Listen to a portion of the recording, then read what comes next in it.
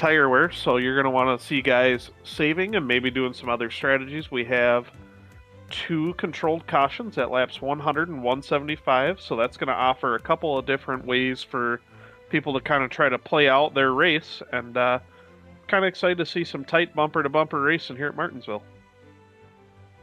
And we'll go ahead and take a look at the point standings coming into this evening. We'll talk more about the grid in just one second, but coming into tonight, Cole Cabry enters this evening with the points lead by 23 over Cameron Hamilton. Alex McCullum just 36 back, and then the gap, of course, starts to grow once you get to guys like Kyle Turzak, Joel Smith.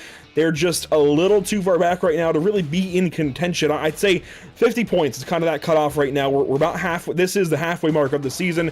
If you're not within 50 points, I think you're starting to realize this one might not be for you. Yeah, and I mean, you got Alex McCullum, who looked spectacular last night in the heat races and in qualifying. He's going to be hard to beat here tonight, I think. So he's kind of my pick for the race. I think he's going to close in that gap on Cole Cabry a little bit, but it's hard to turn away from the quiet season that Cameron Hamilton has had as well. He's been really, really good without making a lot of waves. We have 30 cars this evening. Let's meet the starting grid, beginning with, of course, row number 1 on the Lucky Performance starting grid. Alex McCullum, he won his qualifying race. He'll start from first alongside Justin Brooks, who also won a qualifying race. Remember, Justin won the National Tour season opener back at South Boston, back here to try and finish up the Virginia Triple Crown. Justin Brooks, one to watch this evening. Josh Cottle as well, starting from third. Kyle Turzak from fourth. Let's go through the rest of these quick. Cole Cabry, Blake Thronberg. Move on to row number 4. Tracy Petter, Kyle Meyer. He won at Langley not too long ago. In the back in row 5, Aaron Harden, Cameron Hamilton. Inside of row 6 is Josh Parrish, and outside of him will be Josh Oswald. 7th row is going to be Parker Traves, all the way from Canada, and RJ Williams, the sponsor of tonight's race. Dante Curtis will follow along with Blake Massengill to his outside. And then Joel Smith and Jacob Hayes will start 17th and 18th tonight. And then the rest of our top 20 will be Cody Dempster and Daniel Pope. And back to the final 10. This is a 30-car race, unlike the true Martinsville 300 that has 40, but SARA races start 30. We have Trevor Edwards in 21st, Matt Rolfe back in 22nd, Spencer Dickinson in 23rd spot, Chris Horton starting from 24th, Mitch Drunowski, Jake Grout, that's row number 13. Back to row 14, AJ Rogers, Justin Crow, and finally Keith Jeffrey. And it looks like the admin has taken out the 30th spot, so it's a 29-car race. Quickly, Whiplash SimCams race details. That didn't get updated. Anyways, I can tell you verbally it'll be a 200-lap race, and we have got breaks at the completions of 100 and 175. I'll try to get those updated here shortly. For now, we will turn the engines down on what has been a chaotic pre-race already. Turn the music down, engines up. See, it's been a night. Green flag on the way. The RJ Williams 21 Management 300 is finally green from Martinsville. And already there seems to be maybe a crash. Cars are slow, cars are fine. I think we're okay. Yeah, it looks like maybe they had one of those Cars Tour style restarts there. This late model stock, it's hard to get up through the gears with a big heavy transmission. Looks like we got some separation at the backside of the top 10 here. And they'll start to pull away and look to get single file.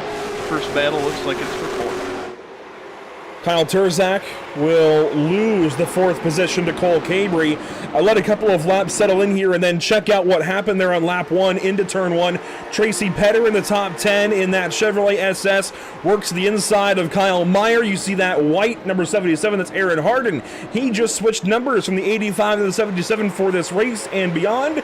He is in the top 10 this evening, all the way back through Josh Parrish in your top 10 positions. Let's let the field go by. The speed shot, a breath of fresh air, everybody starting to get single file, and let's go back and see what happened there on lap number 1, because something chaotic went down, and we're going to find out what.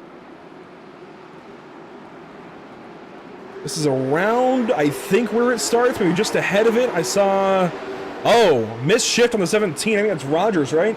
AJ Rogers? That is Josh Oswald having more trouble on lap 1 tonight after a spin by himself in the heat race last night. He did end up transferring, obviously, so he made it up. We'll see if he can make his way back through the field. He's got a few more laps to do it. The other 17 should be in the 25. That's okay. Here's the onboard of them. Listen in.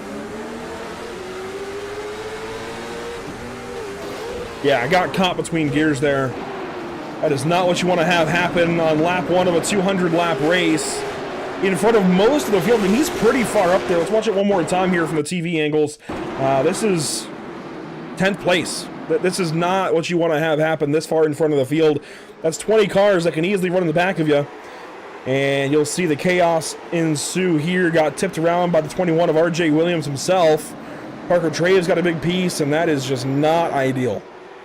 Yeah, I see a lot of left side damage there for Parker Traves. Looks like he pulled it down to pit road potentially. Seems like everybody has continued on from that, but we did have one pit lane starter in Blake Thronberg. He is now 28th, actually, as he has gone by Parker Traves. Yes, you're right. Parker Traves is in the pit lane. My timing and scoring was out of whack for a second. So there is the number 60, and I would count him out at this point. Lap 9 has completed 1, maybe 2 circuits around the racetrack. Yeah, it's unfortunate to see Parker's been very fast in both the super late model and the late model stock, so it's definitely hard to see a contender for the win get taken out so early. Up front, everything goes single file from first all the way through most of the field, but not the entire field. Here's Trevor Edwards, a bright purple, I think, or is that, it might be blue. It's right on the edge, number 32, so a different paint scheme for him. He goes by Josh Oswald, who gets the wall out of turn number 4. And Edwards will now go to work on Daniel Pope the second. That's for a 17th position, so deep in the field. Let's ride on board with these guys. A couple of veterans back here just trying to get themselves settled in. And the talk all week has been about just how much of a track position this race is. And that's true not just here on the sim, but also in the Real Valley Star Credit Union 300 that we'll see on Saturday on Flow Racing. This race, of course, emulating that. So there's a lot of parallels. It's a track position kind of race. These late model stocks, they've got a lot of grip here at Martinsville. There's a pass for Edwards on Pope. That's for 17th. A lot of grip, and they kind of bog down to the corners. There's been a bulletin released by the series, no shifting. We don't want to see you changing gears down to third. You've got to try and just use your one drive gear around the racetrack all lap long. What kind of challenges does that present, Grant, as a driver? Trying to make passes, trying to go forward through the field. If you're Trevor here in 17th, how challenging is it to go forward?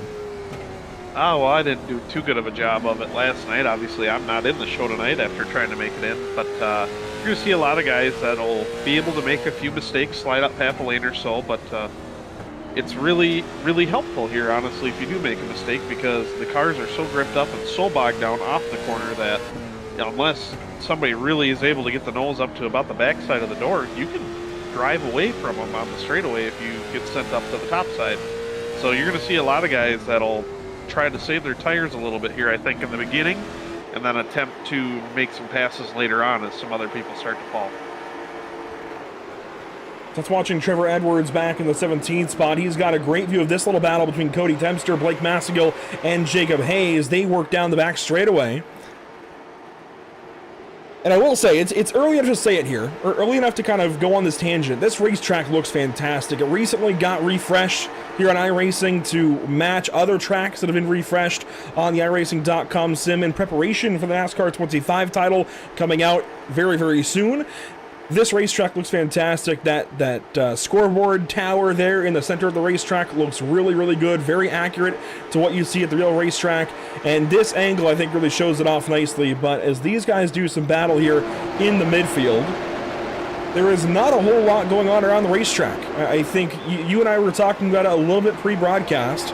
The idea for a lot of these guys is to settle in, save your tires, and try to stretch them as long as they will go. There is one change set. Now, I didn't hear, is it mandated you can only change your tires at one of those breaks, either lap 100 or 175, or can you change at a caution in between? I believe it is only on 100 and 175. And that sounds like it would match kind of the real race. It would be kind of, you have to change it at one of these two cautions, because that's when we'll have everybody come down and give everybody that opportunity. That sounds realistic, if I'm being honest. That sounds like what you would expect at Martinsville for this race. So that sounds like it tracks which is going to put these guys in a box. You can't just come in on a caution at lap 125, for example, and get those tires. You've got to take them either at 100 or at 175. So if you only have those two options, well, one is right in the middle of the race, one is way towards the end. Do you really want to try and stretch your tires all the way nearly to the end of this race when we heard wear numbers of 20% over 25 laps? I mean, if you're a betting man, I'd bet on yourself. I'd try to stretch it all the way to 175. The fall-off is huge here with these tires. I think it would pay off. Some attrition's going to take some cars out. I don't think we'll have 30 running at the end. We're already down 1 or 2 here. So I'd be going for the long haul here if I was one of the drivers in the field. Couple of passes being made in the back. Spencer Dickinson and Mitch Drunowski go by Jake Grout. That is for 20th position for Dickinson, 21st for Drunowski, 22nd now for Grout. I find it interesting these guys are going to go all that way on one set, all the way to 175. I mean, I know we've seen 200-lap races in these late model stocks with no tires before. I think South Boston is a great example of that, Langley as well. But to do it here at Martinsville, higher load in the corners, a little bit longer straightaways, and definitely faster speeds at the end of these straightaways, that just seems like a long time to go to me.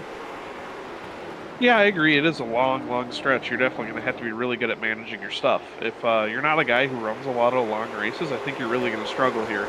But the nice thing here is Martinsville is a NASCAR track. It's very nice asphalt. That's reflected well in the sim with the laser scans that they do, versus a South Boston or a Hickory. That, there's some bumps and things in the track that are going to be really difficult to keep your tires under you. And I think it's so smooth here that it's almost an aid for drivers.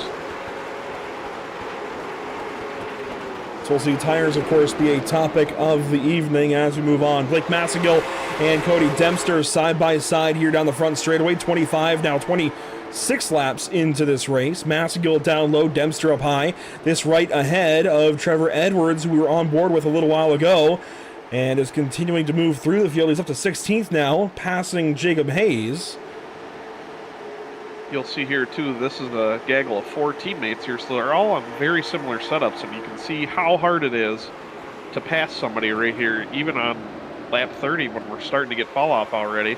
Very similar setups, so it's going to be very hard to pass. You see Massengill here is going to have to tuck back in because he can't get the job done. And this, of course, going to hold up Edwards into the wall. Now goes Massengill. He kind of four-wheel slid off of turn 4 and met the outside wall there. Edwards gets position on him, and I would imagine sharing that College Chassis logo on their hoods and whatnot, you would think Massengill might let Edwards go, cut him a break here, and now he might. Massengill lets Edwards go, rather. Massengill is all over the racetrack. If you're a driver, and you are, looking at this, seeing him struggle right now, what do you think is going on? I mean, I've seen him smack the fence a couple of times. He's probably got a little bit of superficial damage. Probably all cosmetic. I would doubt frame. It doesn't look that hard. Usually these cars get really, really free when you get the right recorder. So he's probably dealing with that. He's probably going to want to roll down for a pit stop and fix damage on our first caution. You can do that at any time in the race, so it's probably going to be his best bet to do that. So Massengill struggling a little bit here, falling back now to the 17th spot. You know, we show the team graphic there, and there have been some changes made since we were last on track with this series. That was back at Oxford in August. The most notable change, certainly, for Alex McCullum and Jacob Harbert, as they kind of branch off from CFM and Matt Jula's C Speed Shop and have formed Black Magic Performance. No real paint scheme difference here from McCullum, as we might have issues for Mitch Drunowski. I do want to take a look first at the number 80, though. He's not here. So Harberts will catch him next time. But that is a big change for McCullum and some of those other guys like Dante Curtis to head over and kind of form, there we go, Black Magic Performance on the hood inside of that 03. And Drunowski is now a lap down and off the racetrack. It seems like he might even be out of the session. Wow, that's a big hitter there that has potentially left for the night. We'll take a look here. Watching the RaceEPI.com Dodge Charger of Mitch Drunowski. Driver out of Massachusetts. He's ahead of Jake Grout and behind Spencer Dickinson. So we saw him a little while ago.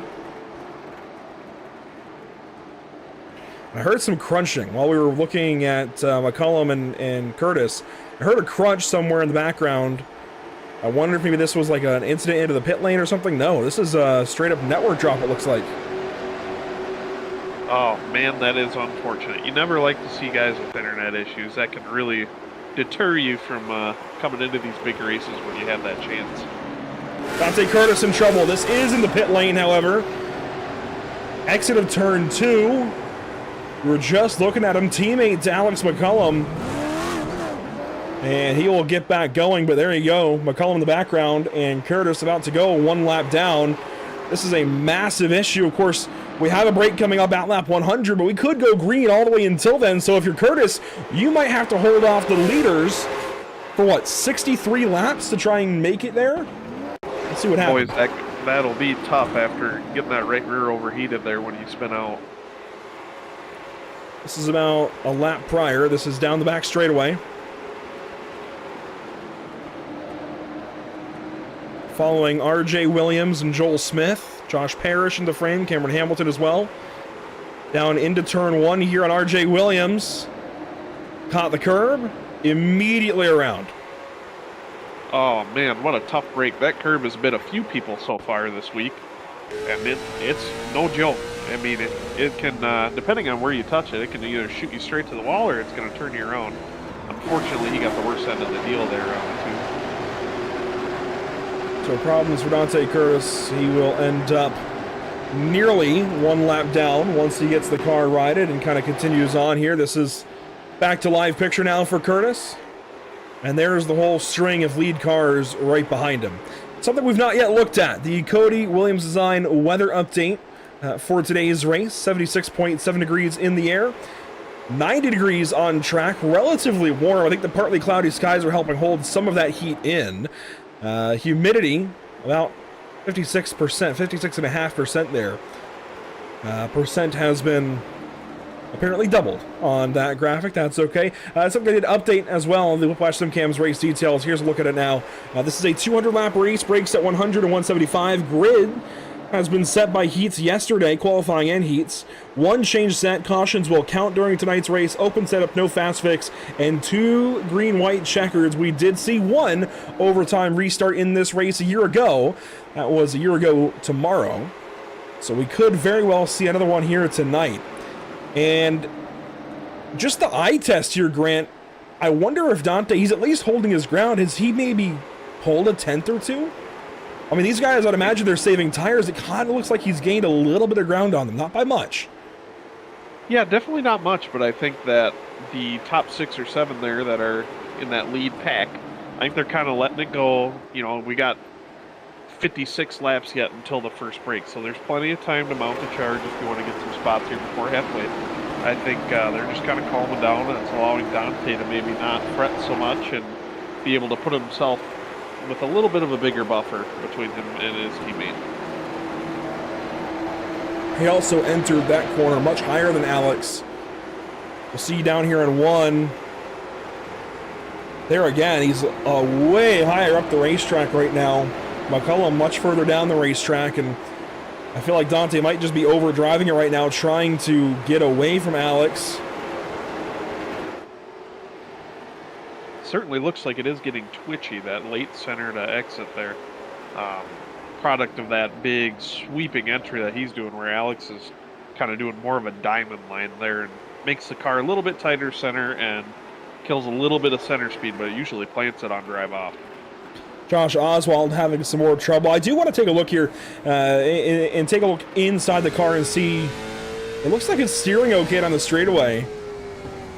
He's got a lot of damage, frankly, for still being on the lead lap. I mean, he's 12.5 seconds off the leader, so he has most of a lap down. He's back here behind Blake Thronberg, who started from the pit lane, and Matt Rolfe, who just seems to be struggling tonight. But Oswald has just got a lot of damage on his number 17. Yeah, that IROC Camaro is definitely looking a little worse for wear here for only being about 25% of the way through the race. I wouldn't count Rolfe out, though. He's one of those guys that likes to pour it on at the end. You'll see him jump up probably 10 to 15 spots in the span of 40 laps in most of these long races. I think it's still alarming, though, to see him this far down the order. I think that's fair to say. Alarming to see somebody that we consider to be a top 10 competitor in 25th right now. When I know a lot of these races in this style can turn into kind of saving tires the first half or even 3/4 and then lighting it up at the end, but nobody really seems to be doing that. I think everybody found their spot early, and they might be at like 80-90%, but they're not saving tires quite like we've seen in the past at places like Sobo, where they will quite literally be half throttle on the straightaways and just laying way back. We're not seeing that kind of aggressive tire saving here tonight like we have in the past at other racetracks. So maybe a little concerning for Rolf this early, but as you say, definitely a lot of time to change things and turn on the wick as Joel Smith and Josh Parrish get racing.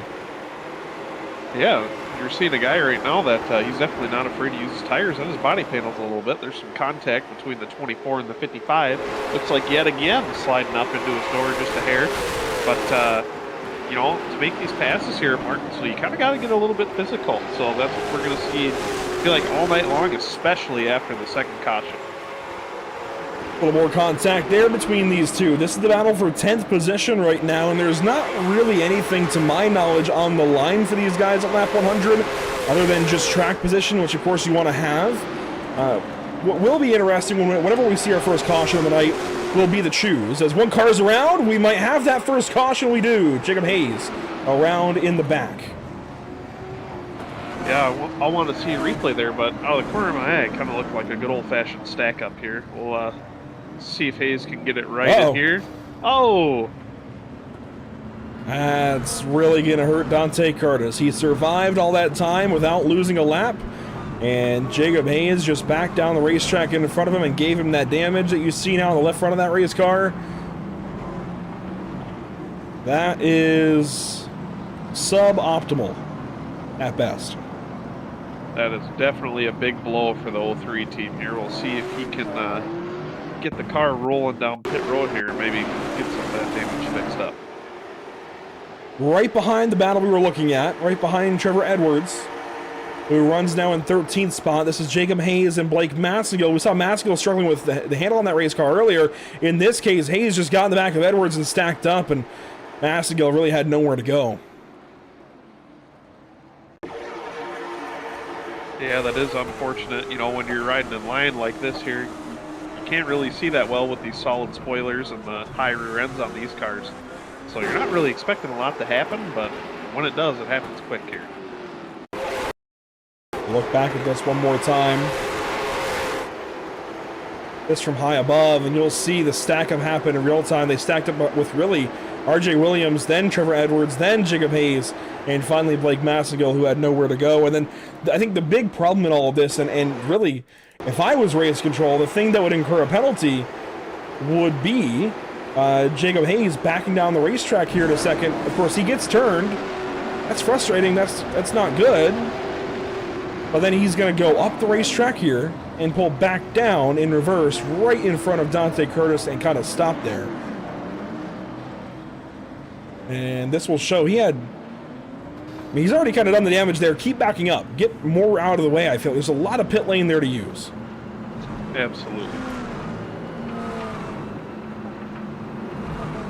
So we'll see if either of those parts of that incident incurs any kind of penalty or anything. The choose has happened. Sounds like there may have been some discrepancies there on what some people thought. You'll see it often here. All the way to the bottom for the inside lane, all the way to the top for the top lane. Some guys kind of straddle that middle and play the game. We'll see what happens here. Yes, you need to be all the way down by the inside wall here on this frame to choose the bottom. Anything above that is typically the top of the racetrack for the choose, but here we go. For the first restart of the night, lap 58 onto lap 59. Restart zone, green flag once again in the RJ Williams 21 Management Martinsville 300.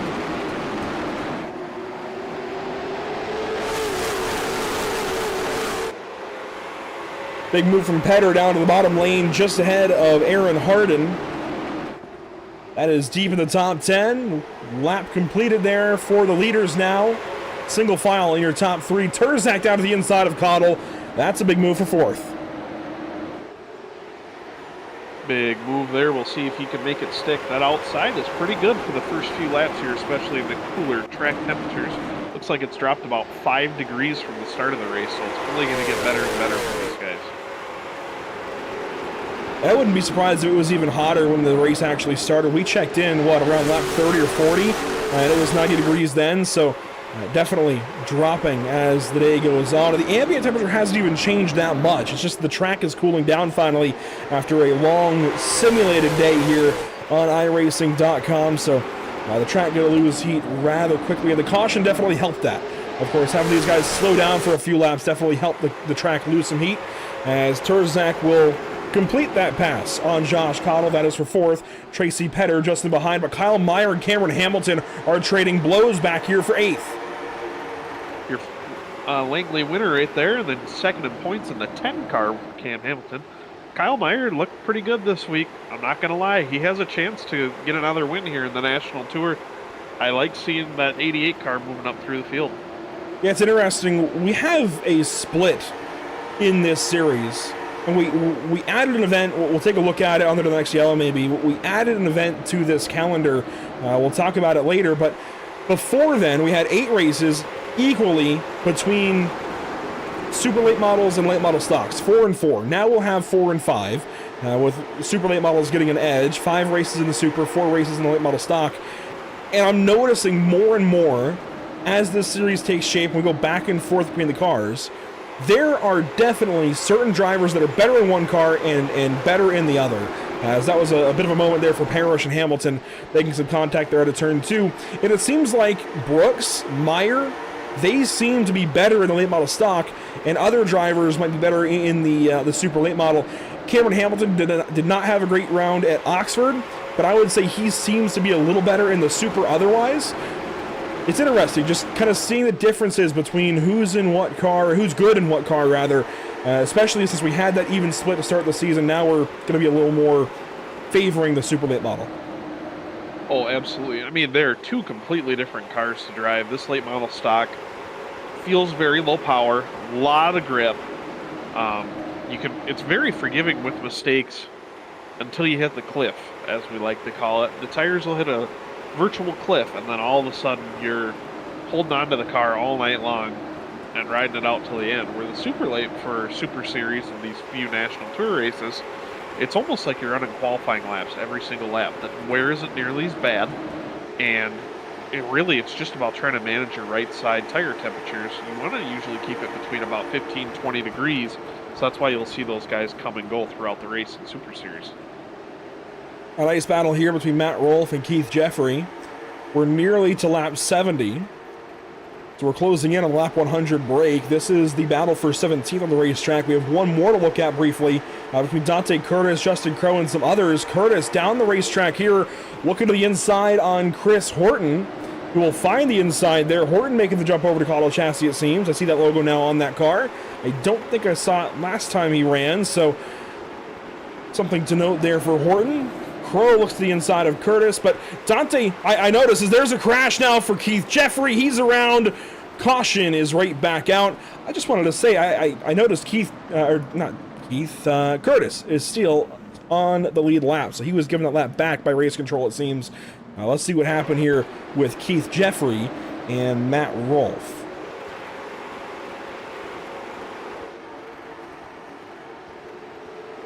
Jeffrey on the inside, Rolfe on the outside.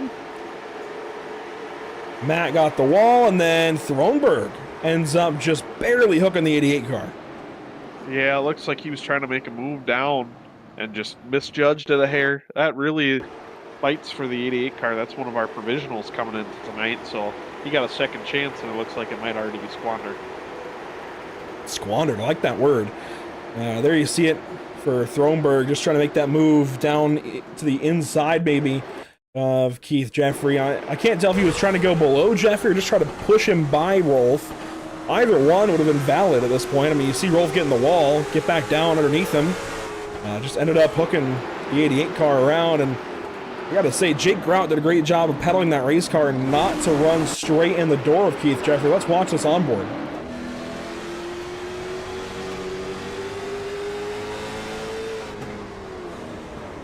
That's a really good job.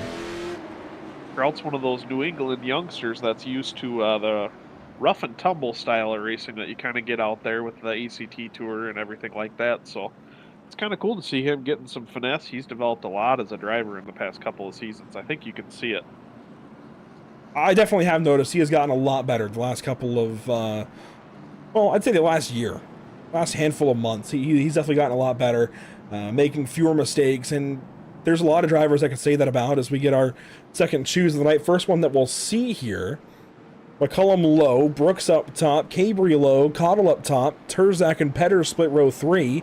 It'll be Harden and Smith in row 4.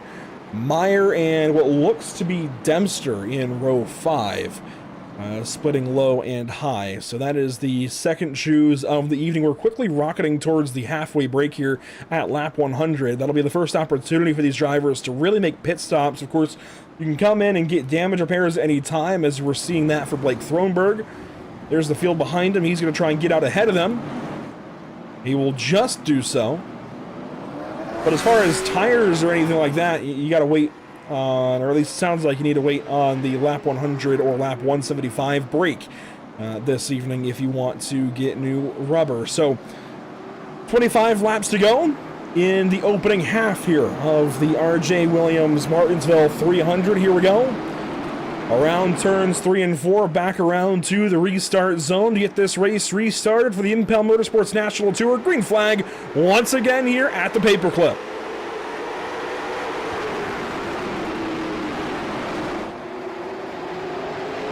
Big stack about a 2. Cottle got sideways, Petter got into him, and they're all trying to go by on the bottom side. 3 wide here to turn 3. Yeah, that third lane isn't going to have a lot of grip here. Oh, that's a tight squeeze. Looks like they're going to make it work here. Double and triple all the way through there. Pretty cool to see them make it through that without any issues. Header got on the wall pretty hard. I'd be concerned about the right side of that race car. Maybe some damage to the right front.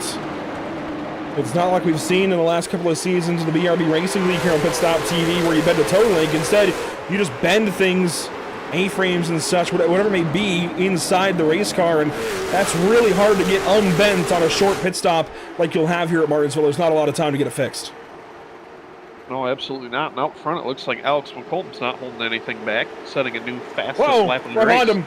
RJ Williams around on the front straightaway. This is a big, big crash. Wow, the airtime Jake Grout got there. Rolled right over the top of a couple cars, and he's still going. I don't think it will be for long, though. I'm pretty sure I saw that right front turned distinctly towards the inside wall. Daniel Pope got on the inside of RJ Williams, and Grout went not somersaulting, but he went crowd surfing in that 49 car. We saw the H&H Surf Shop, the number 88 of Keith Jeffrey. Grout might want to hit them up. That was an impressive job out of turn 4 there. Let's go back and see this. Pope just got into Williams, and they all stacked up. I mean, there's really nowhere to go. You're hard in the throttle and trying to get out of the corner. Grout looks like he might need a sponsorship from Whiplash Sim Cams. He might be suffering from that here tonight after that kind of hit. You know, I got the nickname Whiplash on the old NASCAR games from a bad crash on the game at Las Vegas. That's where that came from, so it'd be fitting. And look at the stack up. Oh, my goodness. Look at Matt Rolfe sneaking through there. Do we have an onboard of him? That was impressive. We can get one. I want to grab the 49 first. We'll make you wait on Matt Rolfe here. Here's Jake Grout up and through the air here in a second. Right behind Spencer Dickinson and Daniel Pope. They stack up. He gets hit from behind, up in the air. And it just lands back down. He's got a lot of damage, though. Watch him pull away. Got a lot of wheel in that thing just to go straight. Yeah, you can see a lot of right front toe in there. And now for Matt Rolfe. He was on the outside of Crow, and he kind of threw his car into the wall just to get by. But you know what? I think I would take it. Lesser of two evils right there. We can fix that. We can't fix a blown motor when a car lands on the hood. Yeah, that's entirely fair. Here's the next choose. Lap 82 here of 200. I do want to thank all the partners with the series quickly while we have a chance to do so. Cody, Williams Design, Crow Sim Shots, Impel Motorsports, Nautical Marine, Only Short Tracks, Privateer Race Parts, RJ Williams Management, SARA Next Gen Templates, CinemaRatMarket.com, The Association, Thronberg Construction, Trackside Threads, and Velocity Motorsports. And I said we would do it under the next yellow. We didn't get a chance to yet. Let's take a look briefly at the calendar now that it's been edited a little bit for the SARA National Tour. What's been added here, well, we changed the date for the All-American 300 at Nashville. It's now October 23rd. Had a small conflict come up on the TV side. And then December 18th, we've added an event. That is the Nautical Marine Kern Winter Classic Super Late Models at Kern Raceway. Going to be a lot of fun. We'll talk more about this as the night goes on. For now, we've got a restart coming. And we're about to go back green. Let's do it here from the fan cam.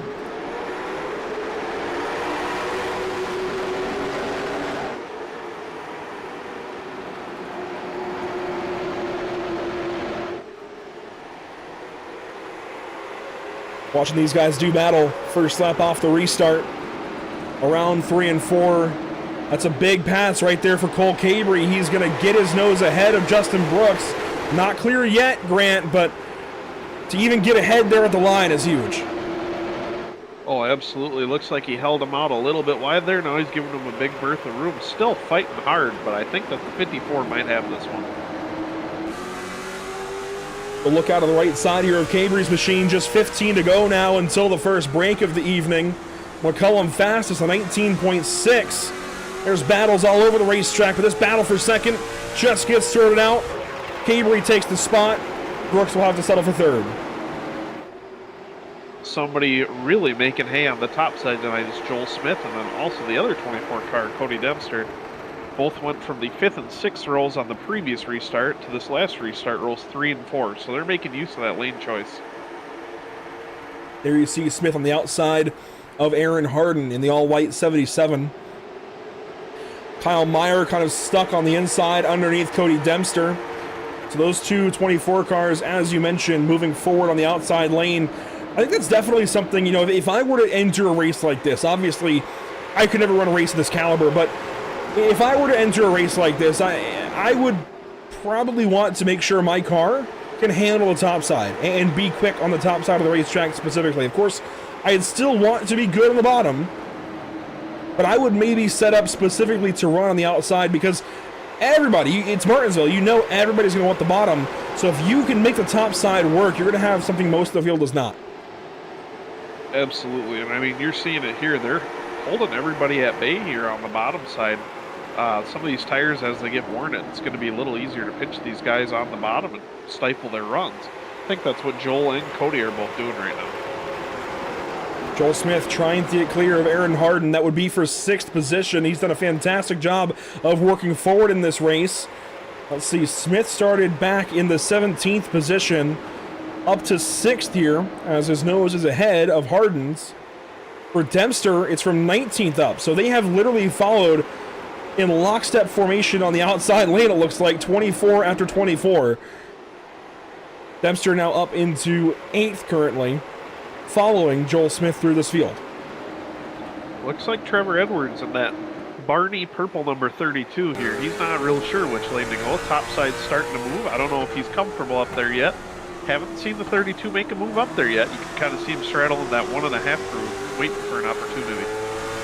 So where Smith started 17th, Dempster started 19th, Edwards started 21st. So these three started in front of one another in that line on the bottom lane earlier in this race. There's a caution out now. This is going to nearly take us to our halfway break. Problems in the back for Matt Rolfe, it seems.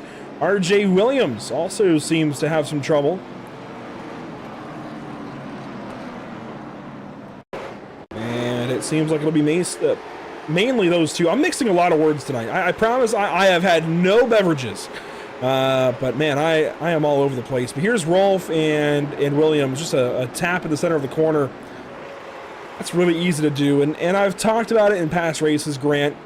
You can talk more on it here in a second because you race these things a lot more often. But it really is unfortunate that on iRacing we don't have soft body physics. And I'm sure it's just not practical for 30 to 40 cars, let alone 50 to 60 in an endurance race. But these bumpers are so rigid because of the limitations we have of being on a simulator that you make that little bit of contact like that in the center of the corner, and there's usually no saving it because it's just the cars are so rigid.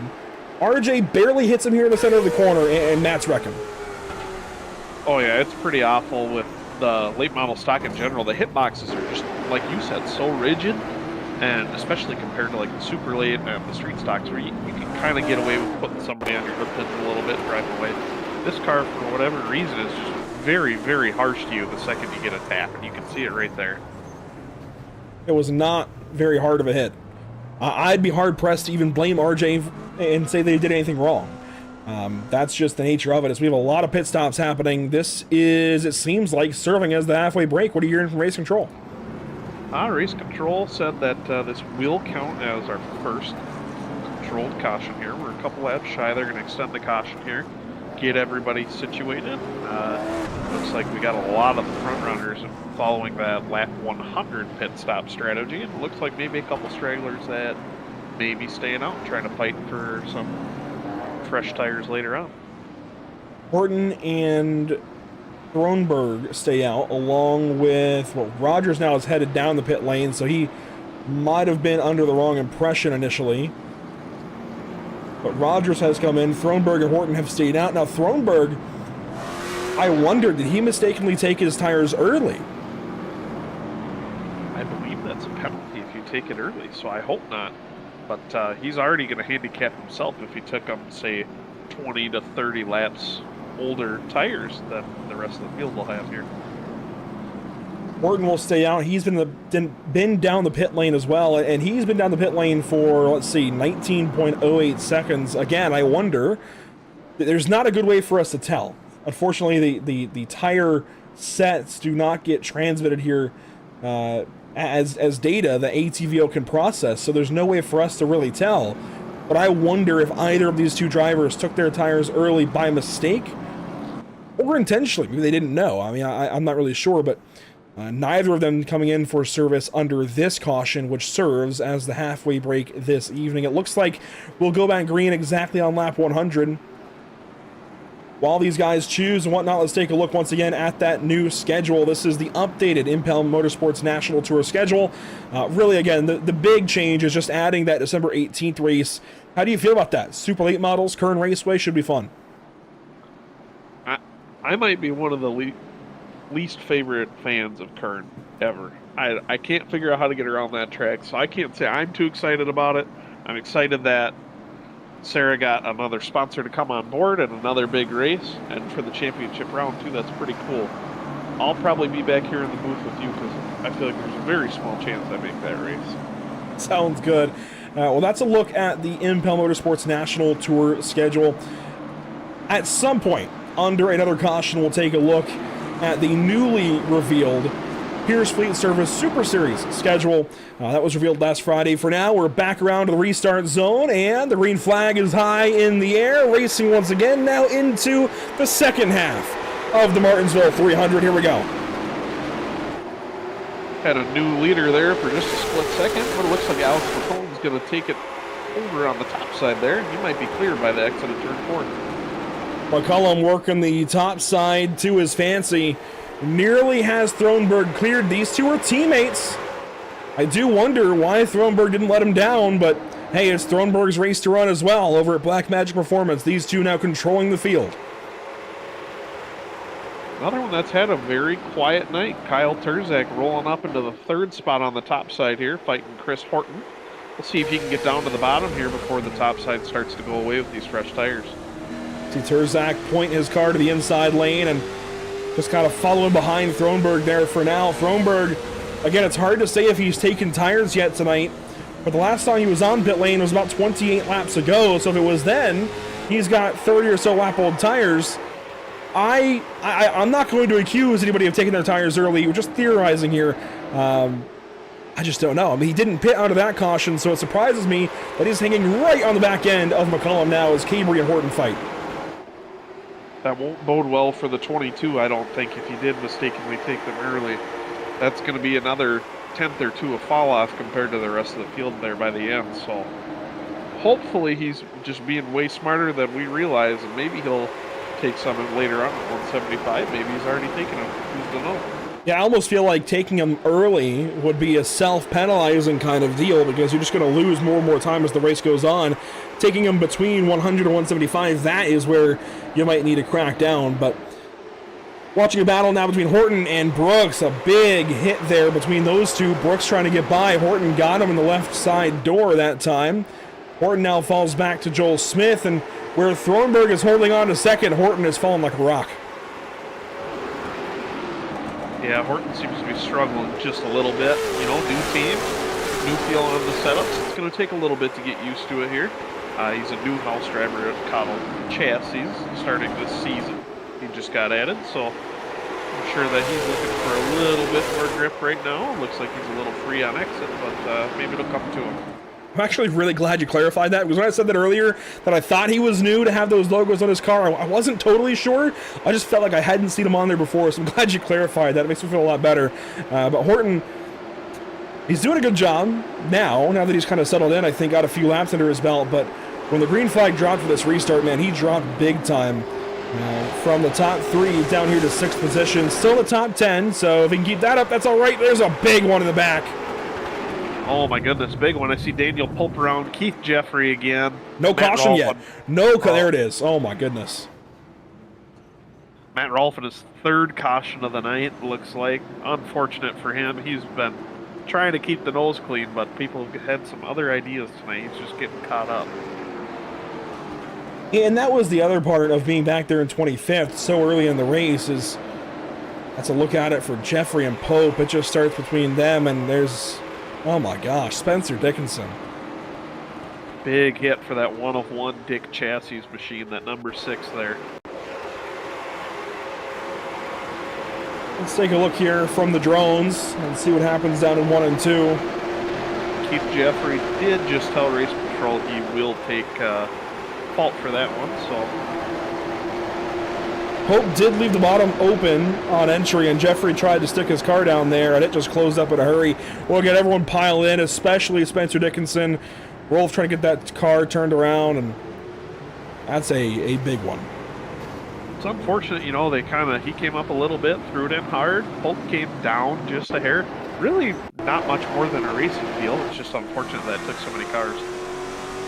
Look at it for Spencer Dickinson, sporting the Dale Jr. Sundrop colors this evening. Right in the back of Massagill. He gets picked up, I think, by Williams or by Rogers, and Jernowski might have just got through that. I mean, he got hit right at the end there by Pope, but otherwise he might have escaped damage. Looked like Dickinson might just have not even seen it happen. It happened so fast. You can see he just almost looks like he doesn't even lift. Jernowski, right here, you see him stop. Beautiful job of stopping, but then Pope gets in the back of him, or backs up into him rather, into his left front. Otherwise, that would be a scuff-free number 14. Just a little bit of damage there on the left front car, or left front of the car. As they say, 'tis but a scratch. I think he'll be just fine here. And it looks like we've already choose with McCullum choosing the top. That'll put Thronberg down low. Let's take a look quickly at what's upcoming for us here at Pit Stop TV. We need a longer caution or something for the Super Series schedule. This shows you a snapshot of it, though. 2 of the next 3 broadcasts on the channel are for the Pierce Fleet Service Super Series. We go to North Wilkesboro to start the season off, then Mexico on the Mexico City Oval at Autodromo Hermanos Rodriguez. That should be a lot of fun. And then right in between, we go racing at Darlington with the Major Series in their Southern 500. All those broadcasts and more all over social media and anywhere you find your iRacing broadcast. Green flag back out here. 113 now. 112 completed of 200.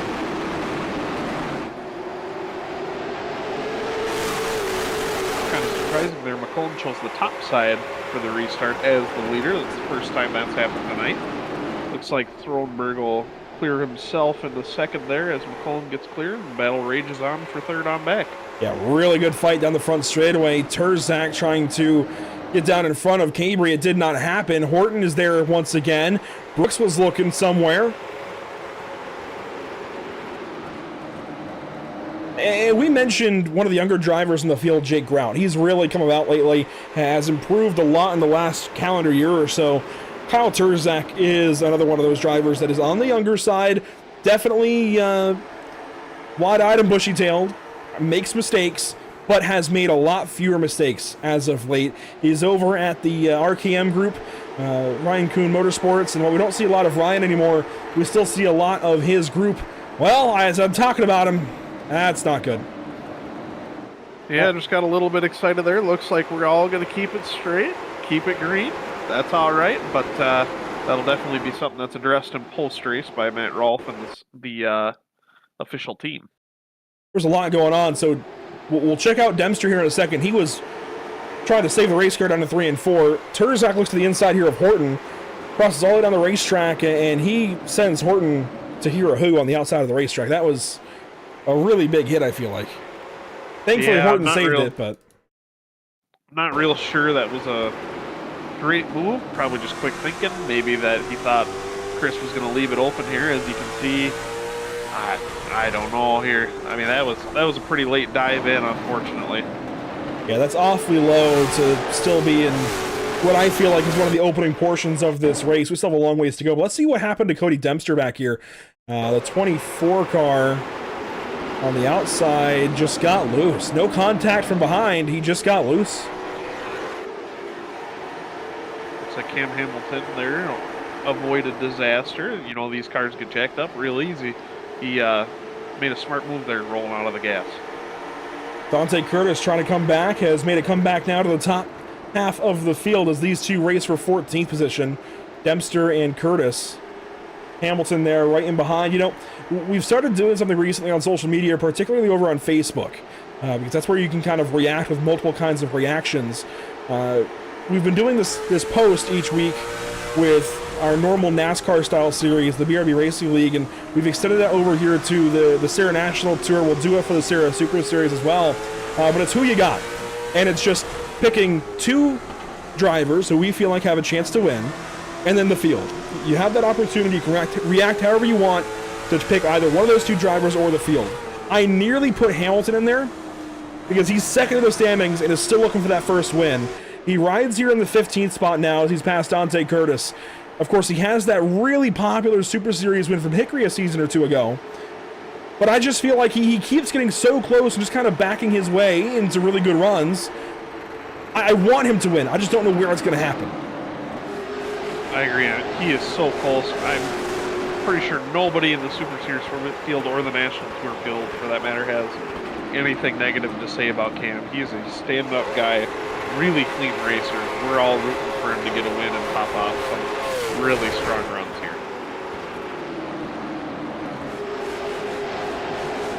Right behind him, a great fight for the 16th spot. Petter wants to get involved now, make it 3 wide. And it will go 3 wide. Curtis gets the fender from behind. That's Justin Crow in the middle. Tracy Petter down low. It is rare you put 3 cars 3 wide here at Martinsville and don't have a crash. What a save by the 03 Dante Curtis, using that real-life dirt late model experience to his advantage there. Definitely had to wheel it through 3 and 4, a lap or go. Now he gets a run here on Crow. This is side-by-side for 16th position. I do love when this series comes to Martinsville, because I feel like this is a showcase not just for the car, but also for the racetrack. This place has such a stigma in sim racing, on iRacing in particular. A lot of leagues never come here because they just don't want to deal with the cautions and the drama and everything. These guys are still 3 wide, and it might be a spin now for Curtis. He saves it. Yes, there's a few bumps in the road. That's going to happen here at Martinsville. Look at the real guys do it. They have smash 'em up derbies at the end of their races. These guys are putting on a fantastic show once again this evening for this racetrack and this race car and this series, showing why you can get it done here at Martinsville on the sim and why this series is at the top on iRacing.com. It is pretty neat to see, too, some of these guys that had some of those bumps in the road that you were mentioning earlier on in the race starting to make their way back up. See Jacob Hayes hit trouble early. He's all the way back up to 12th already. Doing pretty good. RJ Williams all the way back up to 17th, slowly crawling his way forward there. There you see Hayes in the number 1 car. I noticed the Lee Falk Racing decals on the side of his number 1, and I wonder how many of these guys are going to be at Martinsville this weekend. seeing or taking part in the race they're running here tonight. I know there's a large group of guys in this race that will be heading that way, and for a lot of it's like a yearly pilgrimage. You have to go. You have to be at the biggest late model stock race in the country each year, and I get it. I've been very lucky and thankful to be a part of it the last 3 years, and I'll be making it 4 here this weekend, but it's just interesting. You mentioned the dirt late model experience for Dante Curtis. We see him on screen now. I wonder if Hayes maybe has something to do with Lee Falk Racing, and how many of these other guys are intertwined within the industry and short track racing. And truly, I wonder how many are going to help compete in the race. It's got to be a long list. Yeah, there is a lot of guys. I think Horton will be there as well. Terzak maybe. I know that Hayes, the reason he runs the Lee Falk Racing stuff on his car, he actually works for Lee Falk as a graphic designer. He recently switched over there, I believe, this spring. So if you see a Lee Falk racing car on track, there's a chance that Hayes might have designed it. So there you go. A little bit of background there on some of the drivers in the field, particularly Jacob Hayes, who had a bad start to tonight's race, but as we've mentioned, up to 12th now in his recovery drive. We're watching the front end of the field. This is third on back. Cole Cabry, Kyle Terzak, Joel Smith finally broke the top 5. Kyle Meyer in 6th. Trevor Edwards, Justin Brooks, Josh Cottle, Chris Horton make up your top 10 at this stage of the race. And something that you'll get to take part in tonight. We've been doing it now for a little while here on Pit Stop TV. The North American Racing League Driver of the Day vote. We'll each nominate 2 drivers. I've already got one in mind. I'm not sure about the other one. This is something that's a lot of fun personally for me to do, and for us to do every broadcast now on Pit Stop TV, at least for 2025 and hopefully beyond. I think it adds a really cool element to the broadcast, gives you that are watching over on YouTube a little more to talk about and get involved with. Of course, you can make your voices heard and vote for who you feel like should win that vote of our nominations, but you'll be able to nominate a couple here, Grant, so get to thinking about it. It's coming up in a hurry. We're already nearly to lap 150. I think I've already got mine in mind. He's already on the screen right now, that bright green number 88. Quiet night for him so far, but he's already got that winnings race this season at Langley. I think he might be in contention for another one here. He's kept the bumper clean. Looks like he's about to set up a pass here on the 24 Joel Smith. You mentioned that as there was some side-by-side racing right behind Kyle Meyer with Trevor Edwards and Justin Brooks. Of course, Brooks won back at South Boston to get this national tour season started. And I just feel like when you win that race in particular to get things started at South Boston in the late model stock car, and I think back to last year even in these races, it wasn't even the first race of the season last year. We started the national tour back at, New Smyrna or Hickory last year. But South Boston, for some reason, is such a significant race to me. I don't know why, but I feel like if you can come out on top in that race, that means something the rest of the season. So for Justin Brooks this year, for Cody Kelly last year, I just feel like that race really shows what they can do the rest of the season. And for Brooks, I don't think he's run every single race. I don't recall seeing him at Oxford last time out, but at least in these late model stock races, it shows he is definitely one that everybody has to keep in mind. Just by winning that race, by being top 10 all night here tonight, and he was up higher. He started second, has slowly dropped back to the 8th spot, but give these guys a little time to get racing, he could easily move back up.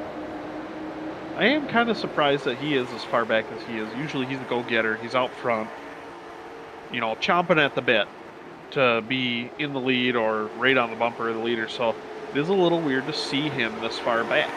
As you were saying, he hasn't run any of the super late races to my knowledge. He claims he's allergic to them. He loves the late model stock, so he usually just shows up for those. Yeah, I started to notice that at Oxford. The first one they missed, I think, was Slinger. Then missed Oxford. It's like, all right, there's starting to be a pattern here, so we should see him about half the races this season. Might not be going for the championship, but always going for trophies here in the Sim Auto Racing Association. Big bobble there out of Kyle Meyer. Here comes Trevor Edwards to the inside. This is for position number 6 on the racetrack. And those are teammates by some form of extension here, Edwards and Meyer. Yep, those are the shop boys right there, and then you got another one in the 13 of Josh Cottle back there, so 3 out of the 4 spots right here they're all battling for, all teammates. And the joke lately has been that I am anti the shop, and I promise I'm not, but it's just been a pattern with them as well, where they kind of sit back early in the race to make you think that they maybe missed the setup, and then they show up right at the end. We've seen that for Cole Cabry. We've seen, Cole Cabry at Oxford, for example, he was really good all race, but other guys in that team kind of sat back early and then joined Cabry at the front. But go back to Langley. They were all kind of missing it at first and then just showed up at the end. Kyle Meyer won the race. Just something about the way they've been running their races lately. They sit back early and show up right at the end when it matters the most for the pay window. So props to them. They get it done by the end, but they make us feel like for a while they might not have it tonight. They've all kind of, most of the prominent figures over there have been up front all race. I think that's just because this is a track position race, but tonight's been a little different for them as we look back at this battle here between Hardin and Hayes. This is for 12th. Something to keep in mind too is this is the final leg of the SARA late model stock Triple Crown. They counted South Bosses, you were talking about Langley and Martinsville. Going into tonight, Justin Brooks had points in 217 points. Cody Kelly, who was second, didn't show up tonight, so I'm sure he'll drop 191. And then Cam Hamilton, with 186 points, was sitting in third. Trouble behind, and it's in the form of Cody Dempster here on lap 149. We'll go back and see what happened to driver number 24. He was racing with Tracy Petter, and it was actually right behind Hardin and Hayes that we were watching. So let's see what happened down here in 1 and 2. Very similar to what we saw earlier with, who was it? Pope and Jeffrey, I think, where the car ahead just kind of leaves the bottom open and the car behind tries to fill it. And I think maybe these guys are starting to learn. Maybe they're starting to leave that bottom lane because they're trying to close it back off on exit. That's a risky game on both sides there. Oh, absolutely. I mean, if you're a racer, you're going to try to throw it in there. You're going to try to make it stick. But with how rigid these cars are, one little bump and it's just over. You can see that right here. Especially if you hit one of the wheels. You have a slightly better chance of saving it, or I guess the guy you hit saving it, if you hit a body panel. It's not a great chance, but a slightly better chance. If you hit him in the wheel, you're very likely wrecking him. So, unfortunate stuff there. But let's take a look, as we mentioned earlier, at the schedule that's upcoming for the SARA Pierce Fleet Service Super Series. Here it is in its entirety. Now, because of all the mystery days, and I love this. Mystery nights are great. For me, anyways. I'm not sure how the drivers feel about them. Grant, you can give your opinion here in a second. I'm curious. But it's definitely revolutionized this series. We're really only announcing half of the schedule with this graphic. North Wilkesboro, Mexico City, skip a couple of weeks because mystery rounds. Then we go to Indianapolis in round 5. Another mystery round at round number 6. Lanier at round 7. Then back to mystery races for a couple of races. Then it's New Smyrna, round 10. And then Southern National to cap off the season. 6 mystery races in there. And what kind of races are you looking forward to in those mystery races? What kind of tracks?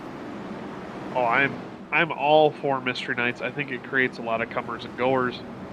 Huge fan of them. I think I voted for all mystery nights in the survey they put out earlier this year. But I'm hoping for some big tracks. I love big tracks in the super late model. They're really racy. And I think they're a ton of fun. Well, you're getting one, getting 2 really to open the season, 3 even, I'd say, with Indianapolis. But North Wilkesboro is a slightly larger track. Mexico City is a mile. That's a bigger track. It's very close to Milwaukee in that regard. And then Indianapolis, a larger one as well, going to IRP. But here we go. Restart zone on the way. Inside of the final 50 now here at Martinsville.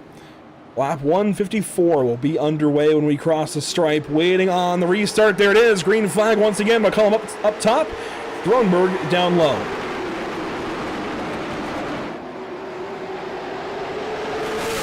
Off the corner, a puff of smoke at the wall. McCullum might have just grazed it.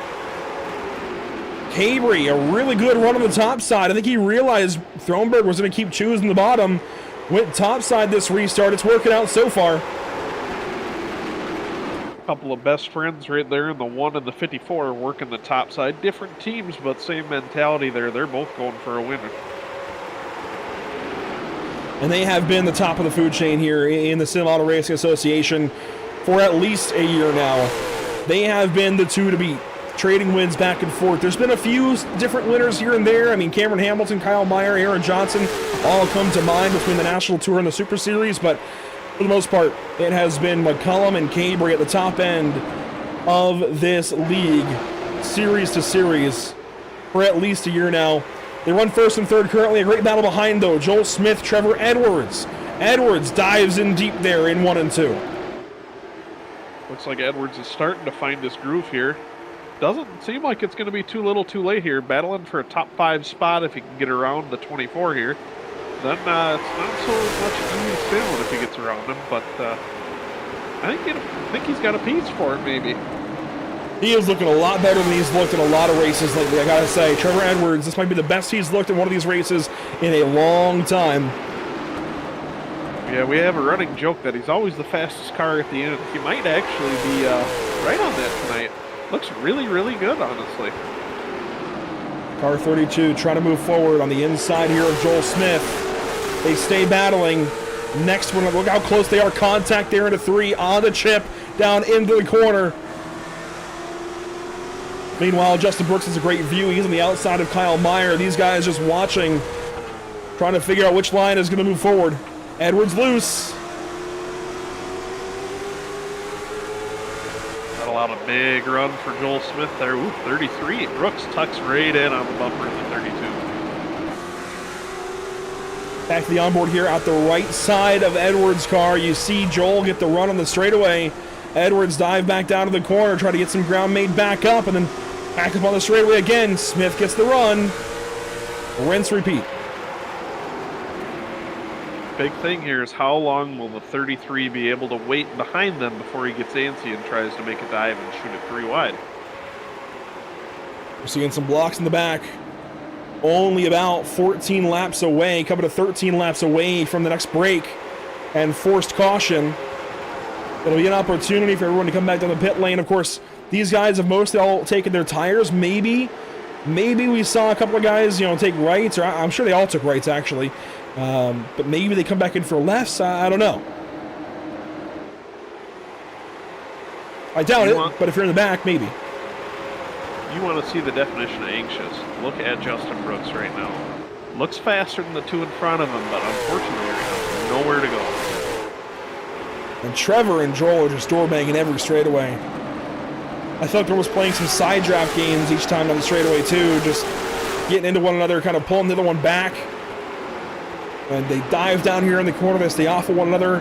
Back up on the straightaway, Edwards kind of squeezes Joel back into the wall just a little bit. They trade blows as the battle is going for second as well. Thronberg and Cabry just as exciting. Thronberg nearly loses it. Cabry's got a spot now down the back straightaway. And look who's following, the 15 of Kyle Terzak in contention here. 35 laps to go. This, the best battle on the racetrack, highest ranking one of them all as well. Terzak and Thronberg into turns 1 and 2. Cabry is now fully clear of this fight. 10 to go to the break. Terzak, I mentioned Hamilton almost made the Who You Got graphic, but Cullum and Terzak were the 2 drivers on that. Terzak, wow! Narrowly misses being taken out by Blake Thronberg.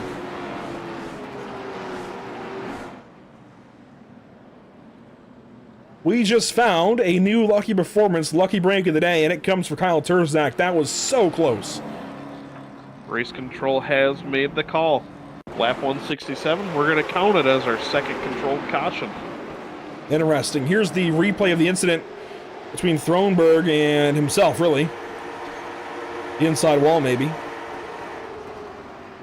Has the looks of a blown tire, but you didn't see any precursor events to that would kind of initiate that. Listen again. Just got loose. Already had so much wheel in it there, trying to keep it off the wall, that he just spun right back down to the inside. Let's do something we haven't done all night long. All these guys have a chance to sit and think about how this restart might go.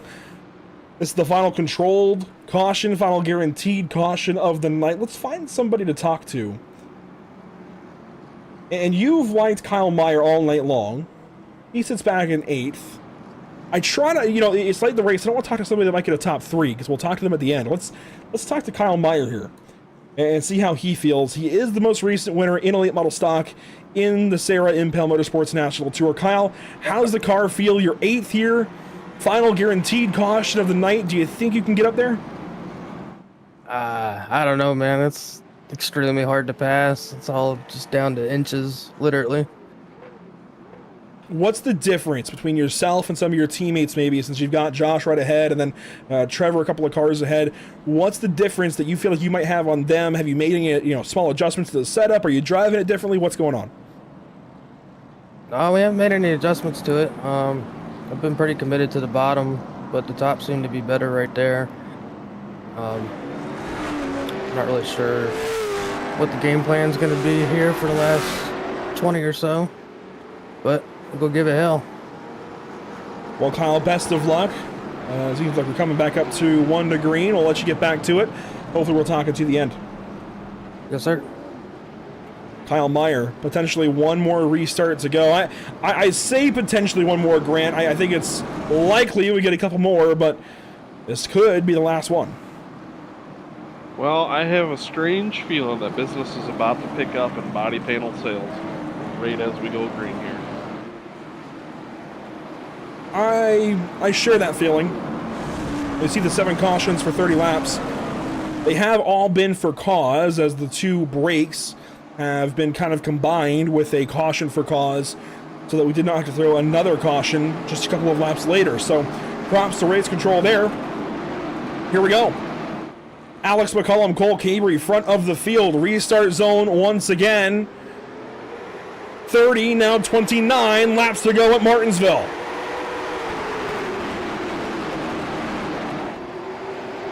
Big restart for Kyle Terzak. He gets to the inside and gets ahead for a moment of Cole Cabrey. He's got the position by just a nose into turn 3. Cabrey lifts. Big block by the 54 to keep the 24 behind him as the 24 had the run. That'll settle out. Now Brooks and Joel Smith will go side by side. Some blocks deeper in the field as well, but watching the guys at the front. Joel Smith has been a lot of fun to watch tonight, from 17th on the grid, up now into the top 5, nearly the top 3. We've seen him have a lot of bad luck as of late, whether it was at the summer shootout, whether it's been here on iRacing in the SARA National Tour. He's had a lot of bad luck across the board. Tonight seems to be going his way for now. With 26 laps to go, can he hang on? Can he move up? Two very different introductions to the sim racing world there. Joel's been running on iRacing for probably half a dozen years now. Still, I don't even know if he's old enough to have his driver's license. And then you got Justin Brooks, who used to be a former NASCAR Heat Pro driver back in the early 2020s for JTG Doherty Racing when they were still around. Age and experience versus the youth and wildness of Joel Smith. I'm kind of excited to see this one shake out. By the way, props to Chris Horton. He's still in the top 10. We talked about his tires not firing off right on that restart after the halfway break.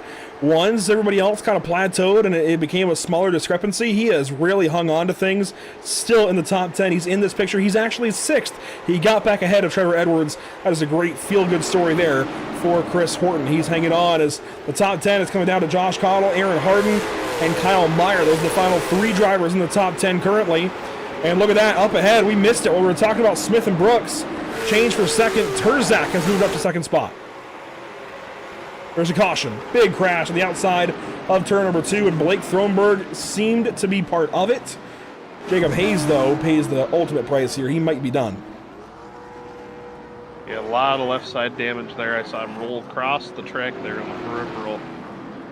Does not look pretty. Here's Jacob Hayes down to turns 1 and 2. Let's see what happened, if it happens ahead or behind. He checks up for Williams and gets tagged by Crow, and Thronberg, Hamilton, Jeffrey all get involved there.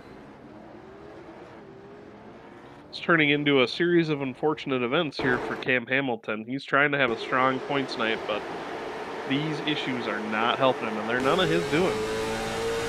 No, and that's the way it goes, it feels like, for a lot of these drivers that have quiet seasons and need something to go right here. I mean, we've seen it in the past with Josh Cottle. We're seeing it this season right before our very eyes right now for Cameron Hamilton. Just trying to run a quiet season. Get by, you know, would like to grab a win if he can, but a lot of bad luck here tonight. One more look at the standings coming into this evening. We'll show you where Hamilton lies. Cabry up top by 23. He's got the win from, gosh, it must have been Slinger. McCollum has the win from Oxford. Meyer has the win from Langley. And Brooks, down at 24th, has that win from South Boston. This could be a big night in the making, though, for Kyle Terzak and Joel Smith. Each in the top 5. Terzak second, Smith in 5th. They could really benefit from this. Even though McCollum and Cabry were still up there with them, this could help separate them from kind of the rest. Yeah, it looks like Cam Hamilton might tumble down the order just a few spots here. I mean, it's going to be tough for him to rebound from this, but 4 races to go after tonight. Anything can happen. And of course, there's what, at least 1 drop, maybe 2 in the series? That is a great question, actually. I don't know off the top of my head. I think there might just be 1. There might also be 2, but there's at least that 1 drop, so this might be the drop race for Hamilton. I do believe, at least. I'm sure Matt will correct me at some point, but I do believe there's at least that 1 drop that we typically get in these kinds of series, so that'll help Hamilton a bit, and will, of course, be an asterisk on these points graphics all the way until the end, now at Kern later this year. We'll come back around to get this race restarted inside of 20 to go. Alex McCullum, Cole Cabry, your front row. Kyle Terzak down low. He chose the bottom of row number 2. Here we go. Justin Brooks, Trevor Edwards, Joel Smith, Josh Cottle, Chris Horton, your top 8. Green flag back in the air. The RJ Williams Management 300 back underway. Not sure if I like that move by the 15 to choose the bottom here. We'll see if it works out for him, but that 54 is just so strong on the top side. 1 lap complete off the restart. Watch the 15 and 54, kind of the battle to see who's going to go after Alex these last 15 laps or so. Terzak dives in deep. Cabry on the top side. Side by side down the straightaway. Cabry kind of came off the wall a little bit. Brooks now gets clear of Edwards behind. Fantastic racing here with about 16 to go now. Look at Cabry. 15's now clear. 1 car's looking in his mirror. He might be a little nervous here, but the experience Alex McCollum has in the lead of these big races, probably not sweating it too much.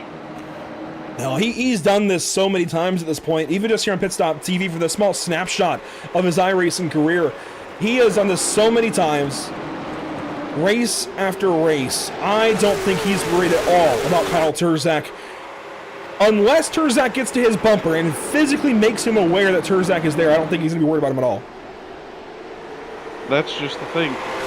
Catching McCollum is one thing. Passing him without using a bumper, as the SARA rules state, which you can be penalized for, 5 spots, even suspended a race, that's going to be a different story. We've got a chance here, 13 to go coming up. Right at the end of this race, let's go ahead and nominate our 4 drivers, 2 apiece, for the Driver of the Day vote. Grant, you said you had somebody in mind. I'll give you the floor here for your 2. I'm still taking Kyle Meyer, ride or die right there. I'm also going to say Chris Horton. What a job he's done so far today. That was a lot quicker than I thought it was going to be. I thought I had some time to type. That's okay. Kyle Meyer, Chris Horton will join the vote.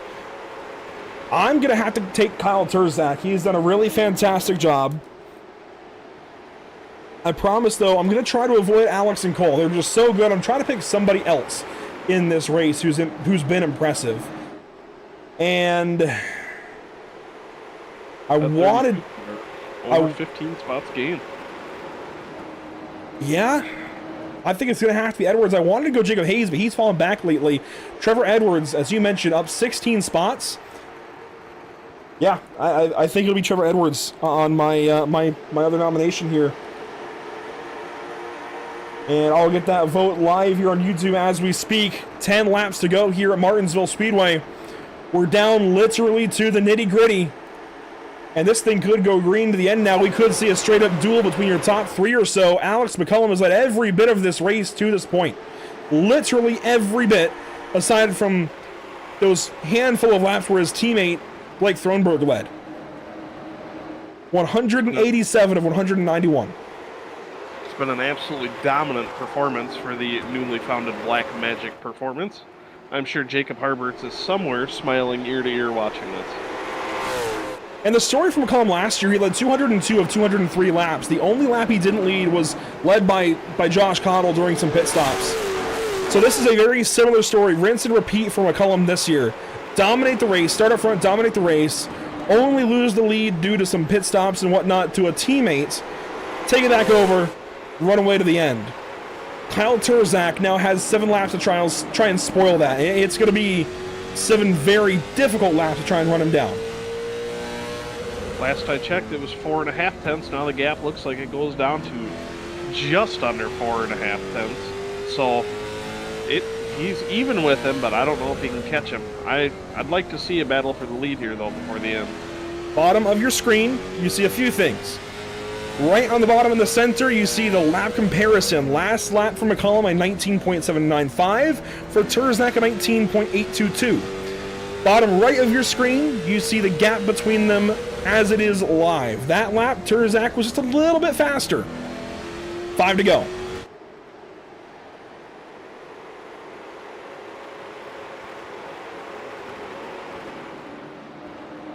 Once again, this has been a fantastic showcase of this car at this racetrack for this series with these drivers. Grant, I want to thank you for being here this evening. 4 laps to go. Can Kyle Turzak get there? Do we have a caution that bunches these guys back up in the last few laps? Looks pretty strung out right now. I don't know if we're going to get one or not, but man, these two are just under a blanket with the lap times. Not much separation. Turzak will grab a few hundredths. McCullum grabs the 10th back. They kind of even out each time. That was 3 to go, coming to 2 to go this next time by the stripe. This has been a very interesting night, a chaotic night to get going. I got a little quieter as the evening went on. And there you go, nearly identical lap times that time between your top 2, leaving Cole Cabrey, Justin Brooks, and Trevor Edwards in their dust. And for the final time around Martinsville Speedway, the white flag is in the air here for Alex McCullum one more time around. Brought to you by Whiplash Simcams. He's led just about every single lap of the night. And he is going to, as long as he gets through these 2 corners, repeat for 2 years running now. Alex McCullum will win the RJ Williams Management Martinsville 300. He gets it done here in 2025.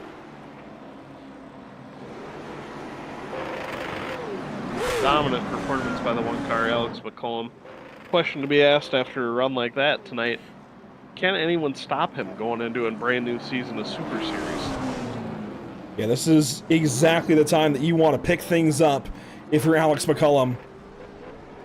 Get back to victory lane. He's now the first multi-time winner here in the National Tour this season. And this is literally about a week, save an hour or 2, so exactly a week, we'll say, before the Super Series gets started. This is exactly the time to get things moving over at Black Magic Performance as well. Get ready for the new SARA Super Series season. Get everything in place. If you have that BMP logo on your car right now, you got to feel good about this one. Absolutely. Runs by Dante and Blake kind of derailed by some crashes, but they look very strong as well. I think they're going to be a force to be reckoned with this season. You see on the bottom, race winner Alex McCullum gets it done here at Martinsville Speedway. Let's go back, though, and take a look at our unofficial race results. We got to go... Let's hit the replay. Hang on. One more time. Let's go back a little bit. I got to say, really good race tonight. Only a handful of cautions. You know, we'll show the graphic here. 8 cautions for 34 laps. A really tame race for Martinsville standards. You know, usually this race is very chaotic in the real world. It usually takes at least 2 to 3 hours. But this race tonight, we've only been live for 96 minutes. I think it even broke the record from last year. So definitely a very quick race this evening, very tame. And that's what you want, I think, for Martinsville Speedway here on iRacing. You want to showcase the driver's talent. You don't want it to be a smash-em-up derby. Again, this series doing a great job of representing here exactly what they're made of this evening. Let's go through the results. Unofficially, of course, Alex McCullum is your race winner, leading 196 of 200 laps this evening. No overtime restart tonight to make it close on him. He wins over Kyle Turzak, almost 4/10 back. Turzak, a fantastic job of hanging on. I really thought he had something from McCullum there. I think if we had a restart, if they could have been side by side and Turzak nailed it just right, it would have been a lot of fun to watch him go at it. But Cole Cabre will finish third, Justin Brooks in fourth, Trevor Edwards a solid top five, Josh Cottle, Joel Smith, solid efforts, Aaron Harden, we don't see much of him up front, he finishes eighth. Tracy Petter hung on to a top 10, will finish ninth, and Josh Parrish, the spotter himself, will finish 10th. Kicking it off in P11 will be Kyle Meyer, my pick for driver of the day. Make sure to go get your votes in on the 4 options we have. Cody Dempster comes home P12 after a couple kerfuffles in the middle of the race. RJ Williams also has a nice rebound for 13th. The perennial quiet guy, Justin Kroll, comes home with a solid 14th place finish. Chris Horton in P15. I'm curious to know if he will be running Martinsville as well in real life this weekend. League owner Matt Rolfe will round out his night in 16th after some heavy damage early on. Daniel Pope, 17th. Dante Curtis, Cam Hamilton, and Josh Oswald will round out your top 20. Moving on to 21st through 30th positions, you'll see on this slide of the graphic, Keith Jeffrey, a rough night for him. It got started off okay, then got involved in a couple of crashes in the front stretch and in turn number 2. He'll finish 21st. Blake Thronberg was really out back all night long, started from the pit lane and tried to come back through the field. Did an okay job after the halfway break and then got involved in a crash there all by his lonesome. Jacob Hayes, an odd night for him. Again, got involved in trouble early, couldn't come back from it by the end of it. Of course, he had that charge mounting and then had that crash happen in turn number 2. Spencer Dickinson just kind of in the back tonight. Didn't make a whole lot of noise, but was involved in a couple of incidents that probably hindered him. Mitch Drunowski, very similar story. Actually, I think he might have been involved in an incident or two, but he mostly had the internet drop that hurt him. He came back in, ended up 25th. AJ Rogers, Blake Massagill, Jake Grout, and Parker Traves all out of the race early. Traves, of course, out after lap number 2 with all of the chaos that happened there at the start with the 25 of Josh Oswald. That does it for the 30 cars that showed up. The admin there, it looks like, might have been, I'm not sure who that was actually with that number font, but regardless, 29 cars in all this evening. Let's talk to the top 3 of them. Alex McCullum wins here at Martinsville Speedway. A fantastic job, as always, by Mr. Alex McCullum, getting it done. And I feel like I'm almost repeating my interview from last year, Alex. You led nearly every single lap. Your teammate led the only laps you didn't lead. You end up here the victor at Martinsville. How hard, though, was it to keep these guys behind you on those 8 restarts tonight? To be honest, it was kind of relaxing tonight. I don't know, this car was just so fast. I wasn't too worried about anybody. So, yeah, I kind of just rode the whole race there with Blake and second there. We were just like, damn, we're just riding right now, and we're still pulling away from these guys. So, our car was just super good tonight. Thanks, Jacob, man. This thing was just hooked up tonight, and honestly, we didn't change a thing. The only thing we changed tonight was gear. And I want to ask, of course, about the Black Magic performance thing. Brand new team, kind of spinning off from what you guys had already been working on. What is the story there? How did you guys kind of get this idea to get started with this new team? And I mean, it seems like it's the perfect time to start it and get hot right before the new Super Series season. Yeah, so it's basically our same team from CFM, just minus a few guys. So nothing's really changed. It's honestly a different brand. So same group working together, and yeah, we just wanted to do something a little different. Jacob was building for a CFM over there, and we wanted to do our own deal. So we're just gonna keep building what we're doing and keep dominating these races. A job well done by Alex McCullum. My only question now, can you open the Super Series with these couple of wins to get started? We got North Wilkesboro coming up, the brand new North Wilkesboro. There's not a whole lot of grip there. Can you follow that up and get the win there? I'd say after Super SOF on Monday night, I'd say we're going to be very, very good for next week. There you go. Alex McCullum confident already. That should spell trouble for everybody in the Super Series coming up. Alex, congratulations once again. Second year running winning here at Martinsville. And hopefully we're talking to you soon. Thank you. McCullum gets it done. I'll hand it off to Grant Brown, who's done a fantastic job in the booth this evening. You've got Kyle Turzak, who finished the second. Hey, Kyle, looks like you had a pretty eventful night there. A little bit of contact early on, but you kept the car safe and clean for the most part. Had a good time watching you from the stand. What do you make of your night tonight? Pretty good. Honestly, I didn't think I would be talking to you guys tonight.